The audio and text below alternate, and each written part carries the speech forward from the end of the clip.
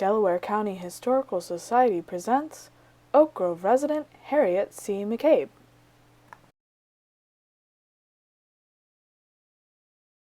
As you can see by the map, Harriett was buried in the Woodlawn section. Hello, my name is Harriett Callista Clark McCabe, and I'm so glad to welcome you for a visit.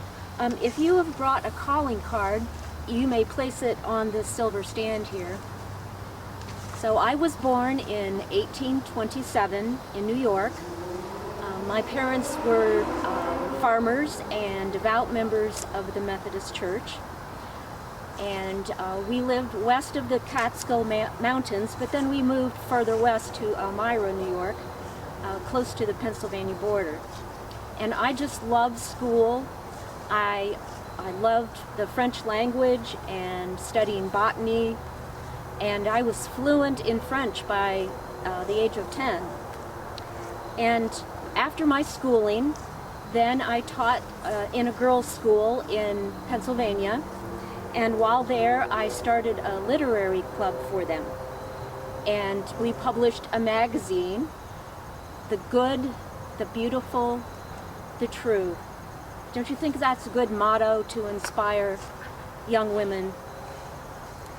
So then I taught in Albany, New York, and that is where I met my husband, Lorenzo Dow McCabe. And we married in 1857, and we moved here to Delaware, and I've lived here ever since. I raised 3 children here with Lorenzo, John, Robert, and Callista. And I live on the corner of South Liberty Street and Park Street, right next to Professors Williams and Professor Merrick. And so sadly, Lorenzo is no longer with us here now in 1902, and also Professor Williams and Professor Merrick have also passed away. But through Lorenzo, I became friends with Rutherford and Lucy Hayes, and they were married in 1852, and Lorenzo was the minister who performed their marriage ceremony. So Rutherford and Lucy shared our temperance beliefs, and when Rutherford was elected president and they moved to the White House, then Lucy became known as Lemonade Lucy. She did not serve alcohol in that house in Washington, D.C. And when they celebrated their 25th anniversary in the White House, then Lorenzo and I attended, and Rutherford walked to church on that rainy day in the mud, but Lorenzo and Lucy and I were more sensible, and we rode in the carriage. So the decade after 1870 was an important one in Delaware, in Ohio, in the nation. And in Delaware, the Ohio Wesleyan Female College combined with the university men, and that opened up more opportunities for the women. I do believe in a Christian education for men and women. And then many women were talking about reform, temperance reform.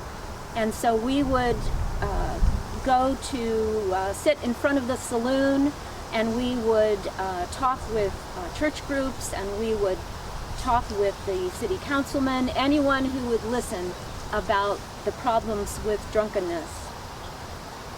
And so in 1874, I and 2 other women wrote the Ohio Constitution for what became a national movement. And we even thought of the name, Women's Christian Temperance Union. And we worked out of the William Street Church, and I was Ohio's first president, attending the national, and speaking at the national convention. So after 5 years, I stepped back from that, but then I became involved in the Women's National Indian Association of the WCTU. And there were women, Native women from the eastern tribes and the western tribes who joined the cause because they saw what drinking was doing to their families. And the Methodist Church also was reform-minded. I became involved in the Women's Home Missionary Association. There were foreign missions, they were important, but this was focused on the United States. And we were interested in the health and welfare of the colored people, of the Indians, of the children, who some of them had to stop school at the age of 10 to go to work for their families. And so I was editor of the newspaper for the Women's Missionary Association for 18 years. I recently have stepped back from that, retired, and I will miss the congenial smiles of all of the women who shared my purpose. But I'm very hopeful that someday soon the saloons will close and all children will have an education and women will vote someday soon. Thank you for visiting. The Delaware County Historical Society is supported by dues, grants, donations, and volunteers. We welcome your help with any of our worthwhile projects.